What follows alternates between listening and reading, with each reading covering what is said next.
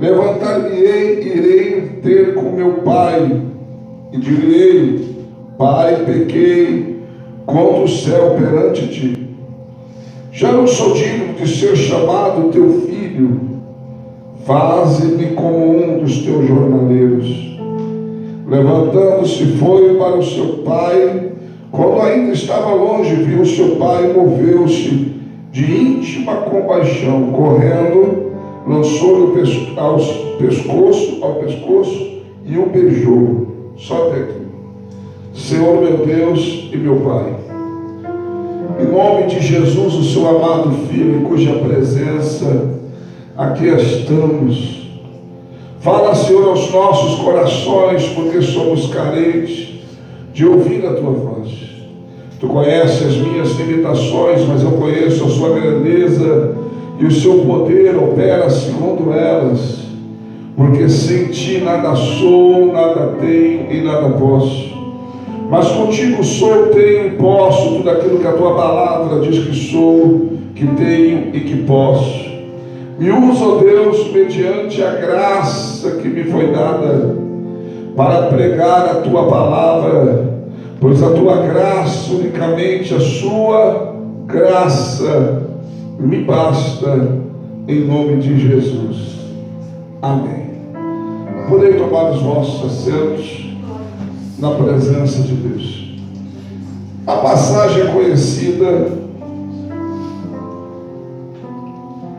daqueles que leem a Bíblia, mas eu quero trazer alguma coisa aqui da parte de Deus, que Deus colocou no meu coração.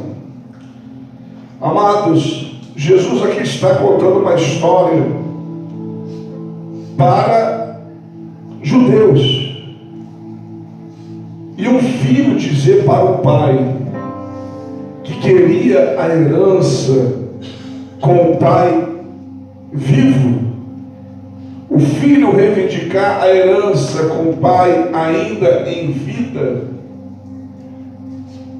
era a mesma coisa que o filho dizer para o pai: eu estou esperando, mas o senhor não morre, então me dá o que eu tenho direito de uma vez. Porque não é diferente no passado quanto no presente, que o filho não tem direito a nada enquanto o pai está vivo. Mas o filho decide querer a herança enquanto o pai estava vivo. Ele não queria esperar a morte, ele não queria esperar a partilha. Interessante que a Bíblia diz que o mais moço faz isso. E quando a Bíblia fala que o mais moço fez isso, tem uma mensagem ou uma história por trás disso. É porque o que menos tinha direito estava reivindicando a sua herança. Não entendi, pastor? É que segundo a lei judaica, o filho primogênito tinha direito a 2 partes da herança. O filho mais velho tinha direito ao dobro da herança. Ou seja, o filho mais velho, que tinha direito ao dobro do caçula, não está querendo nada, está esperando, está bem com o pai, está servindo o pai. Agora aquele que tinha menos direito, o caçula, está reivindicando a sua herança. E a Bíblia diz que o pai atendeu o desejo dele. A Bíblia diz que ele repartiu por eles a fazenda. Eu quero que você entenda que quando ele reparte a fazenda por eles, o pai não dá parte para o mais moço, ele divide conforme tinha que dividir. Mas o filho mais velho já tinha então direito à herança, porque o pai assim o fez em vida. Mas ele fica. Mas o filho mais moço, esperando alguns dias, a Bíblia diz que ele partiu para uma terra longínqua e começou a viver uma vida, irmãos, no pecado. Começou a viver uma vida de erros. E a Bíblia diz que o dinheiro acabou. O dinheiro acabou. A palavra pródigo não tem nada a ver com aquele que vai embora. A palavra pródigo já significa gastão. É aquele que gasta mais do que ganha. Então, amados, ele gasta tudo. Ele está longe agora da casa do seu pai. Aí o dinheiro acabou. E com certeza, quando ele tinha dinheiro, chovia amigos. E quando o dinheiro acaba, a Bíblia diz que houve fome na terra. Uma desgraça nunca, irmãos, vai vir sozinha. Sempre vai vir acompanhada de uma tragédia. E quando ele tinha dinheiro, não tinha fome. E quando ele tinha dinheiro, não tinha problema nenhum. Quando acaba o dinheiro, daí vem uma fome sobre a terra. Daí que ele precisava do dinheiro, não tinha mais dinheiro. E ele se obriga a trabalhar apacentando porcos. Jesus está contando uma história para judeus. E os judeus, irmãos, porco para eles são imundos. Cuidar de porco seria a última profissão. Ou talvez a preferisse morrer do que apacentar porcos, um judeu. Porque o porco é imundo. Não é permitido criar porcos na Terra Santa, a não ser que sejam em chiqueiros que ele não toque o chão. Porque o porco não pode tocar o chão. Se tocar o chão, contamina a terra, segundo a lei de Moisés, que eles ainda seguem.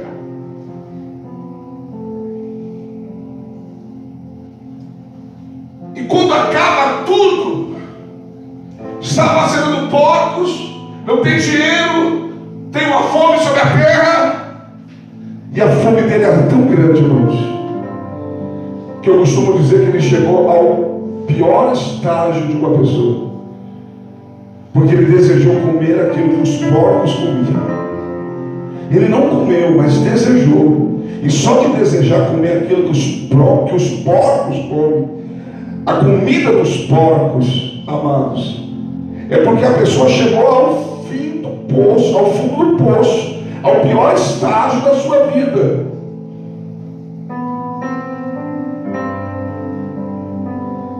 Mas quando ele chega lá no fundo do poço, no pior que ele podia chegar,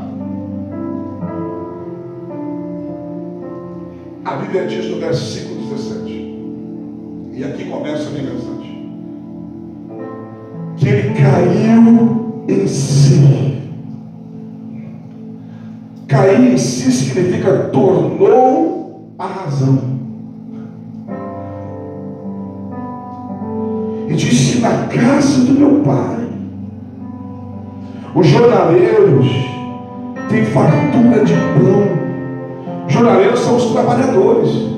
E eu aqui estou padecendo de fome, estou passando fome. Lá na casa do meu pai, até os trabalhadores têm fartura.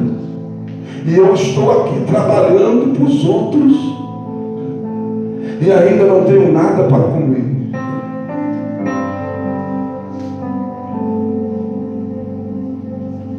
Como que alguém pode trabalhar e não ter nada para comer? Será talvez ele quis um adiantamento? Não der. Não, você vai ter que cumprir a tua jornada de trabalho, vai ter que cumprir. Será se é semanal, se é mensal? Só quando você terminar que você vai receber. Ah, mas eu estou com fome, dane-se. O que eu tenho a ver com isso?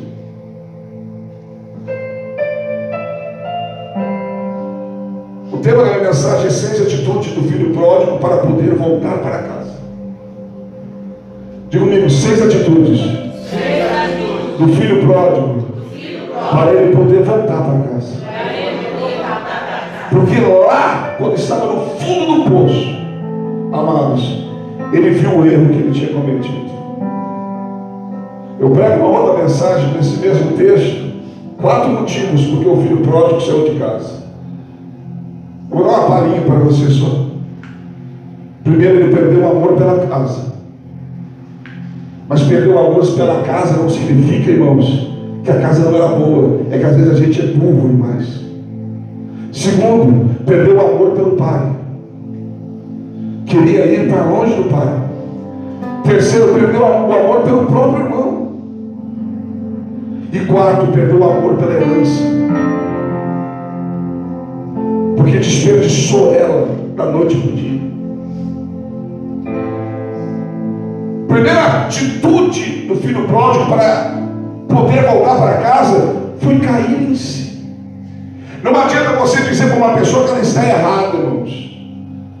Se ela não caísse, eu tenho experiência disso, eu falo. Parece que eu estou dando soco ao vento.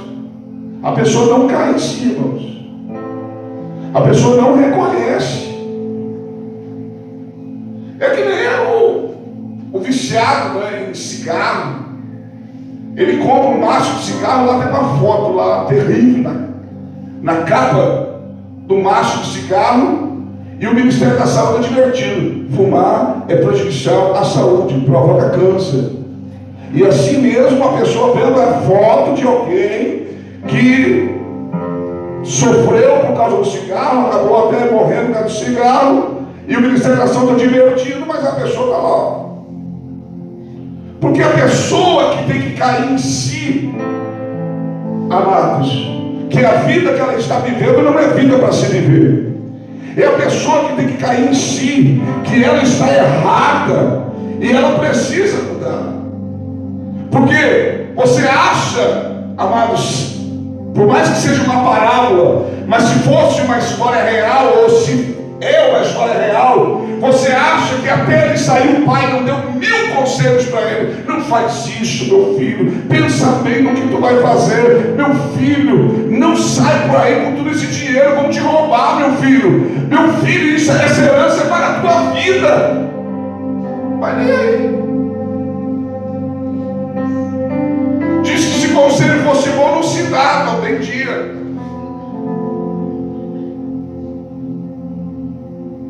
Mas ele caiu em si, tornou a razão. Às vezes a gente tem que olhar para a vida que nós estamos vivendo, para as coisas que nós estamos fazendo, irmãos, e temos que ver se estamos fazendo algo racional. Se não estamos fazendo uma burrada.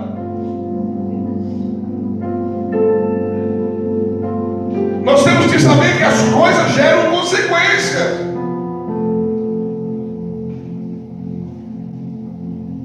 E depois, embora que você se arrependa, mas vai ter um preço que você vai pagar por isso.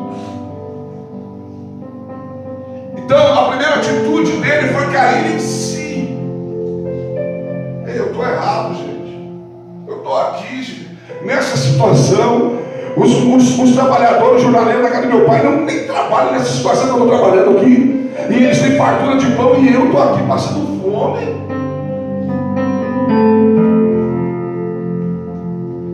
Enquanto você achar que está certo, ninguém pode mudar o teu destino.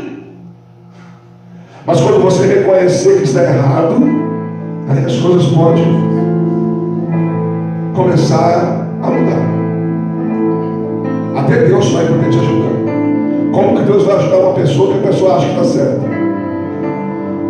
Mesmo Pai Celestial, mesmo Pai das alturas, como que Ele pode abençoar alguém que está convicto que aquilo que Ele está fazendo é o que tem que fazer e acabou?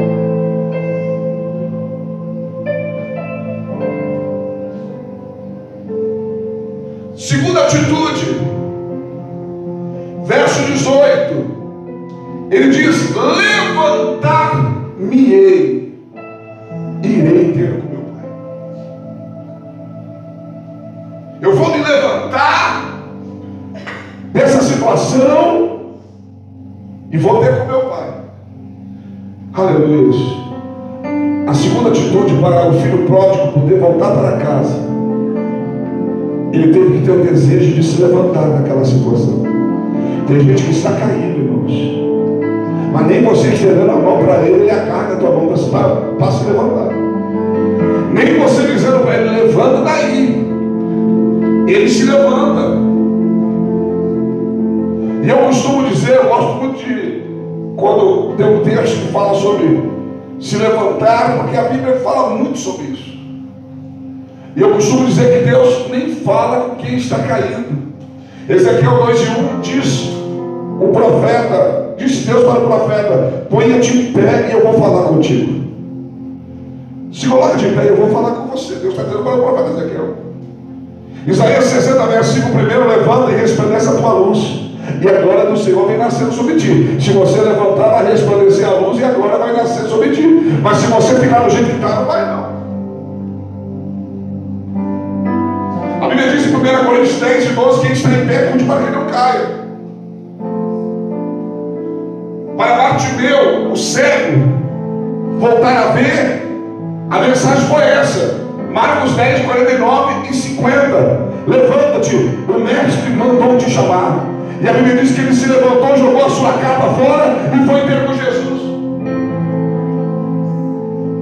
Mas tem gente, irmãos, que não quer se levantar. Tem gente que insiste em ficar caído. Tem gente que não quer ficar de pé.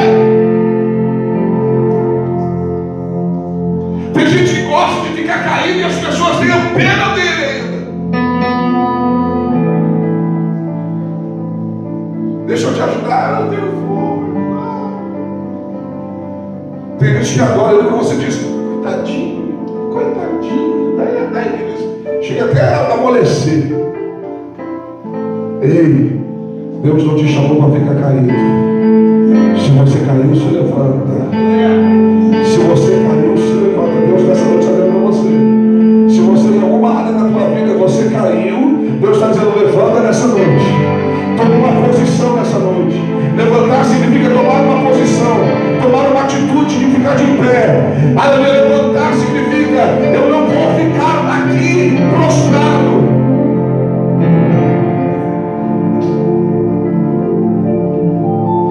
Primeira atitude, cara, insiste na atitude: vou me levantar.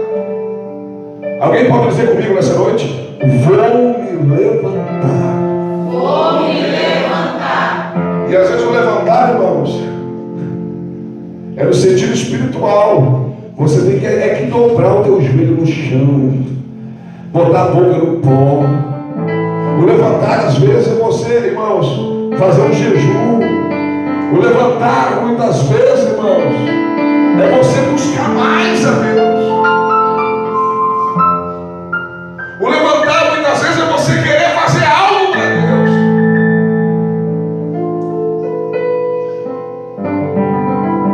Aleluia.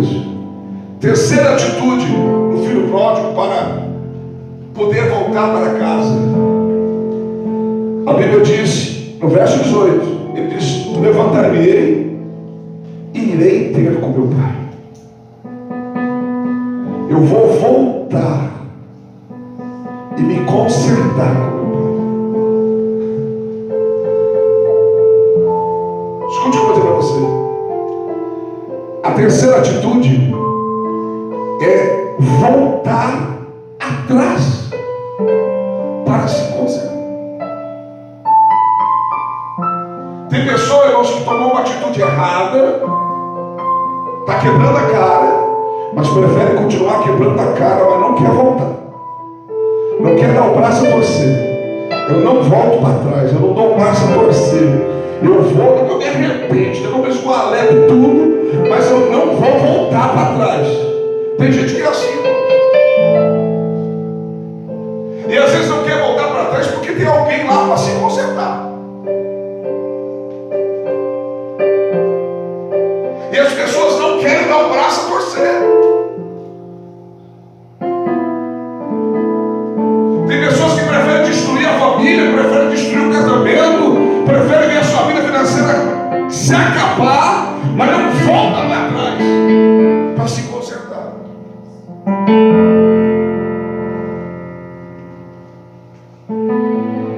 Quem está entendendo, Tiago? Amém. Pois ele disse: eu vim de lá, para lá vou voltar, mas eu vou ter que me consertar. O meu negócio foi com meu pai. Aleluia. Ele não teve atrito com o irmão antes de sair. O negócio era ele e o pai. E ele dizia: eu vou ter que ter com meu pai. Eu vou ter que ir lá me consertar, eu vou voltar. Mas aqui eu não vou ficar. Eu volto, mas não fico aqui passando porcos. Eu volto, mas aqui eu não fico. Mas tem gente que prefere ficar lá com o povo e não volta. Não dá o braço a torcer. Às vezes até no casamento, no relacionamento, tem gente que, irmãos, fica ali que não quer dar o braço a torcer.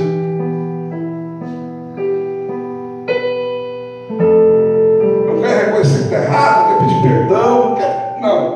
Fica ali, prefere ficar brigado. Prefere ficar brigado, mas não volta para se consertar. Isso é burrice. Burrice. Ficar desse jeito é burrice. Viver desse jeito é burrice. Toda vez que você errar, não tenha medo de voltar para trás. Tomou uma atitude, não deu certo, volta para trás. Não deu certo. Eu errei, estou voltando para trás.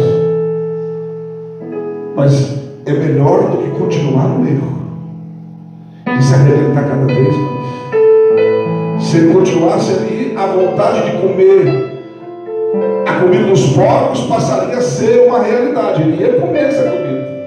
E talvez, irmãos, passasse a ser a comida dos porcos e a comida do pródigo também. Pode ser que até ele se acostumasse a comer comida de porco, irmãos. Porque eu já vi gente acostumar a comer. Eu já vi gente, irmãos, cair na sarjeta, passar a comer no lixo, e a pessoa acostuma. Vai a primeira vez com um pouquinho de nojo ali, depois, de boa. De boa. Até a gente que é toda nojentinha, de repente está acostumada, entendeu? Não tem nojo de nada mais. Porque acostuma. O Felipe era cheio de nojinho. Cheio de nojinho. O Felipe era. Daí ele foi lá no Rio Grande do Sul, começou a tomar chimarrão lá, chupar a mesma coisa de todo mundo. Voltou de lá, irmãos, não está nem aí. Se o braço de carne no prato do outro, ele pega o braço de carne e coloca. Está nem aí. Mas antes era cheio de nojinho, entendeu? Então se ele ficasse ali, irmãos, ia acabar com medo, ia acabar até acostumando, e ele pode até gostar. Aquilo que você jamais faria. Então é melhor voltar para trás. Se arrependa quando é tempo. Reconheça. Quarta atitude. Verso 18 ainda. Diga comigo: levantar-me-ei. Irei ter com meu pai. Vou dizer: Pai, pequei contra o céu e perante ti. A quarta atitude do pródigo para poder voltar para casa, irmãos, é que ele reconhece e confessa o seu pecado. Porque tem gente que é carudo, irmãos. Está passando por situação na vida dele que é consequência de um pecado. Não sei por que está acontecendo isso. Não sei. Não fiz nada. Se faz de sonso ainda. Não sei. Isso é a fúria do cão. É o inimigo se levantando. Não, meu querido. É que você tomou uma atitude errada e as consequências vieram. E é melhor você confessar e reconhecer o seu pecado, o seu erro. Porque a Bíblia diz, irmãos, em Provérbios 28, Provérbios 28, versículo 13: aquele que confessa e deixa alcança misericórdia, mas aquele que encobre a sua transgressão nunca prosperará.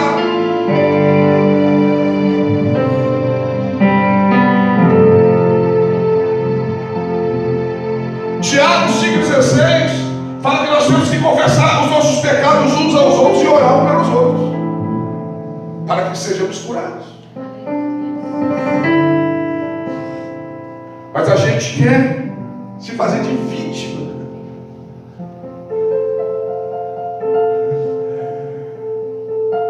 Tem uns que são tão cara de pau que era capaz de voltar, irmãos. Diz, olha, pai, eu fui lá, dei umas voltas lá, mas decidi voltar. Ficar de boa por aqui mesmo. Ser dinheiro e como se nada tivesse acontecido. Mas ele não. Ele reconheceu e confessou o seu pecado. E quando a gente não reconheceu o nosso pecado, Deus não pode nos sarar e nem nos perdoar. E quando a gente não confessar o nosso pecado, irmãos, Deus não pode fazer nada. E quando eu estou tentando encobrir, esconder, e quando eu estou tentando me fazer de vítima, Deus não pode trabalhar. Mas no momento em que eu reconheço, confesso, aleluia, eu alcanço misericórdia da parte de Deus.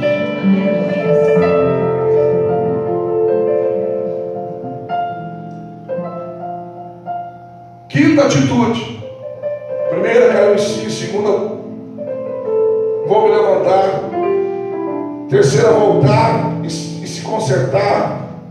Quarta, reconhecer e confessar o seu pecado. Quinta, verso 19. Ele fala aqui de meu pai que pecou do céu perante ele. E no versículo 19 diz assim: já não sou digno de ser chamado teu filho. Faze de mim como um dos teus jornaleiros. Vou voltar. Vou confessar o meu pecado. E eu vou dizer para o meu pai: eu não mereço, não sou digno de ser mais teu filho. O que eu fiz é muito errado. O que eu fiz é muito errado. Não sou digno de ser mais teu filho. Faz de mim um dos teus jornaleiros, os teus trabalhadores. Ó, era filho e estava insatisfeito. Era filho e o mundo era melhor para ele. Mas agora que ele viu que não era o que ele pensava, para estar de volta, até como um trabalhador ele aceitava. Tem gente que é assim, irmãos, só vai aprender o valor daquilo que tinha quando perder tudo. Tem gente que só vai entender o valor daquilo que Deus confiou a ele quando perder tudo. Tem pessoas que só sabem aquilo que tinha, o quanto era maravilhoso quando não tiver mais.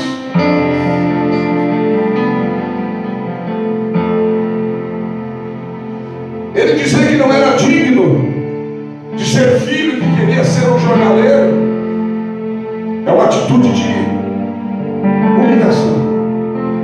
Ele está se humilhando. E a Bíblia diz: os humilhados serão. A Bíblia não diz isso.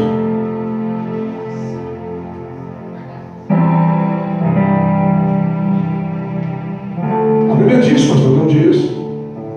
A Bíblia não diz que os humilhados serão exaltados. A Bíblia diz que aquele que a si mesmo se humilhar, Deus exaltará. Você pode ser humilhado por alguém e Deus pode não exaltar você. Agora, quando a pessoa a si próprio se humilha, Deus exalta. A gente aprendeu errado o texto. Está lá em Mateus 23:12. Quem a si se humilha será exaltado. Tiago 4:10 diz: humilhai-vos perante o Senhor e Ele vos exaltará. 1 Pedro 5:6: humilhai-vos debaixo da potente mão de Deus e Ele vos exaltará. É você que tem que se humilhar. E é o que Ele está fazendo aqui. Porque se fosse dessa forma que nem nós falamos, os humilhados serão exaltados, Ele tinha que chegar lá de cabecinha baixa, sem falar nada. Sem falar nada. E o pai exaltar ele, porque eles estavam num ato de humilhação. Não, mas ele tem que a si mesmo se humilhar. Eu não sou digno, eu não mereço, eu tenho que ser um trabalhador a partir de hoje. Mas quem a si mesmo se humilha, Deus exalta. Amém, irmãos? Amém. Sexta atitude do filho pródigo para poder voltar para casa. Sexta atitude. A Bíblia diz no versículo 20, eu preciso ler com você o 20 e 21 para você entender. E levantou-se e foi para seu pai. Quando ainda estava longe, viu seu pai e moveu-se de íntima compaixão. E correndo, lançou-se-lhe ao pescoço e o beijou.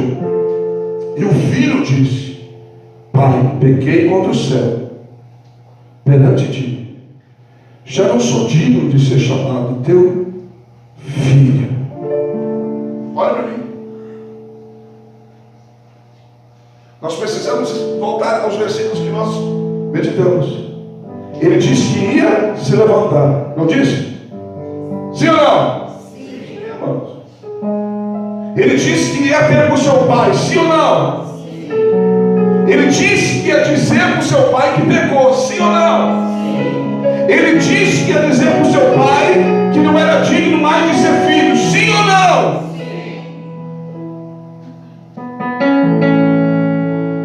A sexta atitude do filho pródigo para poder voltar para casa é que ele fez exatamente aquilo que sentiu e falou que ia fazer. Porque tem pessoa que sente, mas não faz. Tem pessoa que fala, mas não cumpre.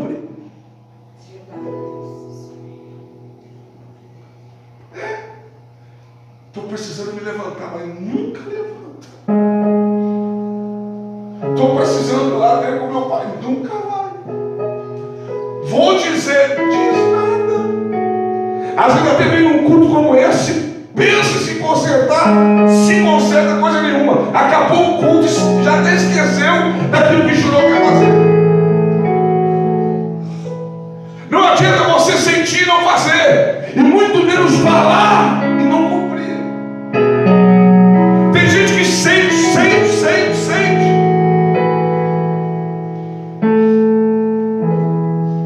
É que nem aquele negócio da dieta dos gordinhos, né?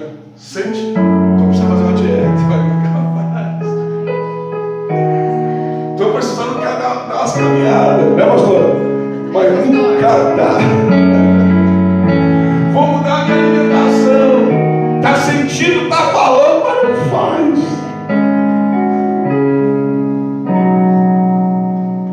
É assim. Tem gente, irmãos, que é cheio de sentimentos. A palavra pega ele e ele diz: eu vou fazer, eu vou mudar. Faz, muda. A partir de hoje, amanhã ele já esqueceu o que ele disse. Mas tudo que ele sentiu e tudo que ele disse, ele fez como sentiu e como disse. E eu vou dizer uma coisa para você: o sentir muitas vezes é o próprio Espírito, não acusando, porque ele não acusa, ele conversa. Ele está convencendo você. Você está errado, você está errado. E você está sentindo que tem que mudar. Você daí você começa a dizer: eu vou fazer, eu vou mudar. E daí você não faz nada. E quem sente e não faz, amados, quem fala e não cumpre, continua do mesmo jeito. Do mesmo jeito. Não vai sair daquela situação. Não vai sair daquele ciclo que ele está. Mas aquele que fala, aquele que sente, aquele que fala, faz como o pródigo. Deixa os porcos para trás e vai lá ter o pai. Aleluia. comigo, toda atitude gera uma reação. Foram quantas atitudes? Quantas atitudes? Certeza? Vamos lá então, conta comigo. Versículo 20. Levantou-se e foi para seu pai quando ele estava longe. Seu pai moveu-se de íntima. Ele teve 6 atitudes. Toda atitude era uma reação. Se ele teve 6 atitudes, terá que ter 6 reações.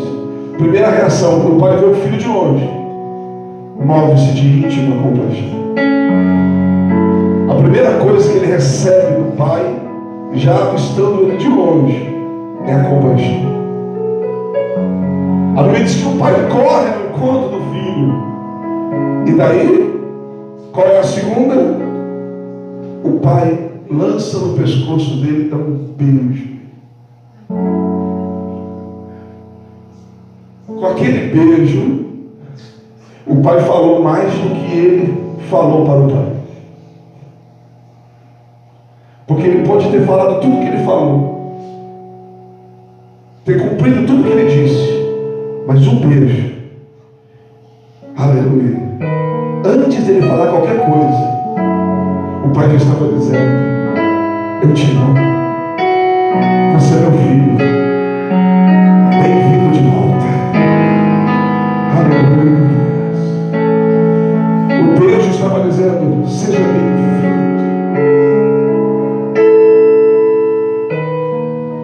Ele fala que, e diz que ia falar, verso 22, já foram 2 reações do pai.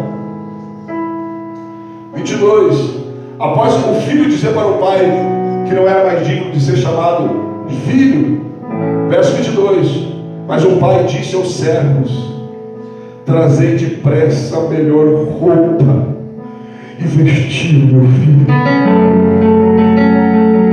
Terceira reação, o camarada sai, arrebenta, faz tudo errado, mas se arrepende e volta. E quando volta tem roupa nova no espelho.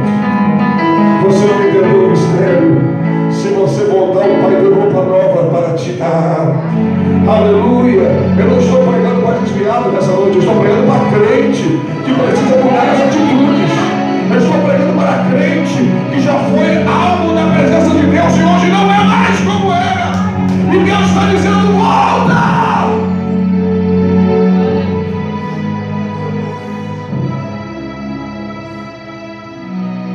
Terceira reação do pai: roupa nova. A melhor roupa. Quando você usa a melhor roupa? Só num momento especial. Você usa a melhor roupa só num momento especial. O pai estava dizendo: hoje é um dia especial. Quarta reação do pai: toda atitude vai gerar uma reação. Põe-lhe um anel na sua mão. Coloca um anel na mão do meu filho. Penso eu, não está escrito. Só que às vezes eu viajo um pouco também. Quando os servos ouviram o filho dizer: não sou digno de ser mais teu filho, faz de mim um dos teus servos.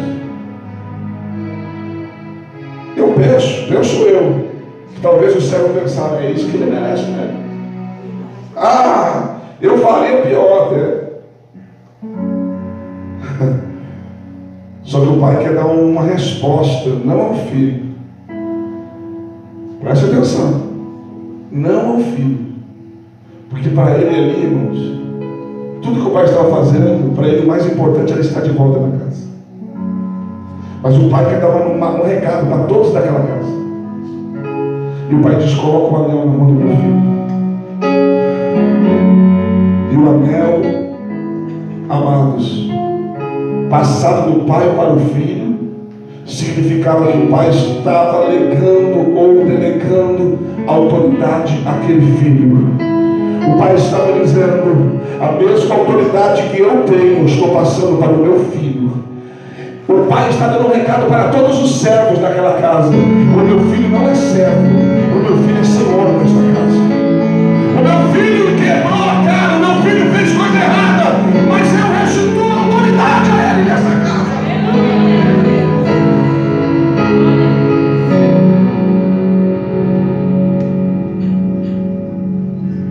Número 5. 6 atitudes, 6 ações. Coloque sandália nos seus pés. Você está entendendo que ele chegou lá descalço?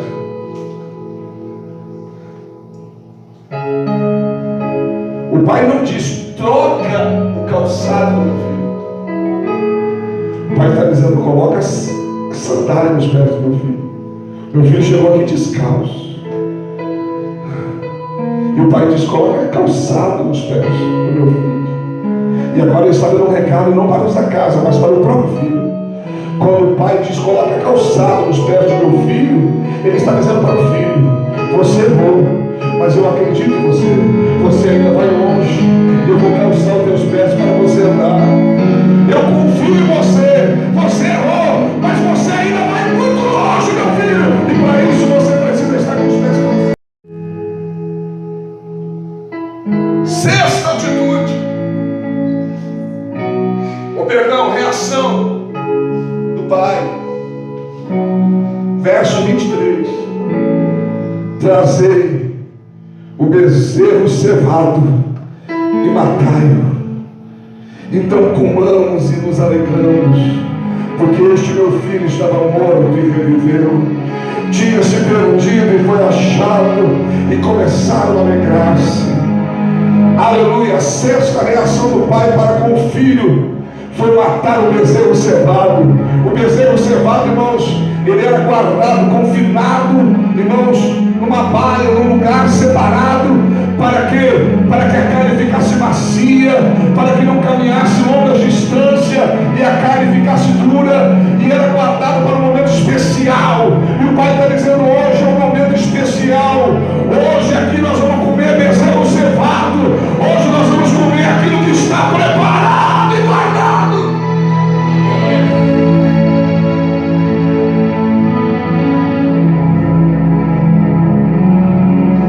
Às vezes eu fico pensando: será que o pai não disse? Estou pensando aqui, não estou afirmando, mas será que o pai não disse para o seu servo quando o filho foi embora? Porque o pai conhece. Mas tem coisa que a gente já sabe que vai acontecer.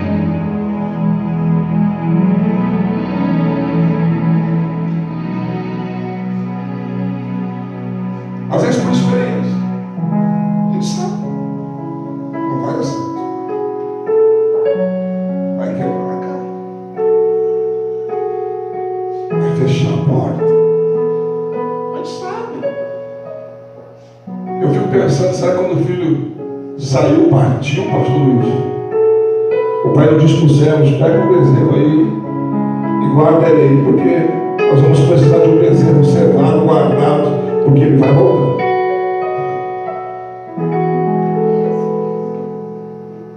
Aleluia. E mesmo ele fazendo tudo errado, imagina, irmãos, que queria comer comida de porco, agora volta um churrasco de bezerro cevado. Parece aquela carne que nós comemos um monte de lasanha. Contra filé mastiozinho, carne de porco derretendo. Quem não foi no culto, perdeu. E quem não veio na consagração de manhã, perdeu. Tinha um cafezão aqui esperando os irmãos da consagração. A pastora preparou um banquete hoje de manhã aqui. Aleluia. Para quem queria comer, irmãos, comida de porco, agora é churrasco com bezerro cevado. Festa. Aleluia.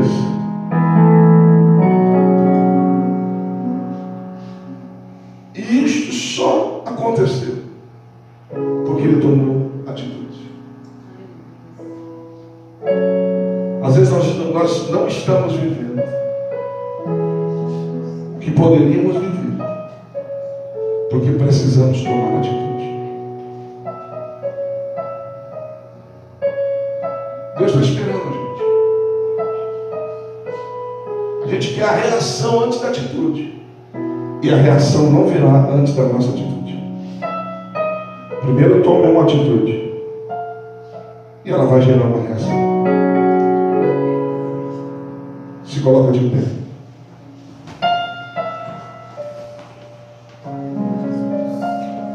Eu nem quero entrar no questionamento do filho que chegou depois, porque já é outra mensagem.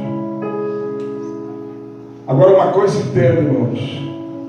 Embora eu não estou pregando para desviado aqui hoje, estou pregando para crente. Mas nunca confunda filho pródigo com ovelha perdida. A ovelha perdida se perdeu. O filho pródigo saiu da casa porque quis. A ovelha perdida, o pastor tem que ir atrás. O filho pródigo, é ele que tem que voltar para se consertar.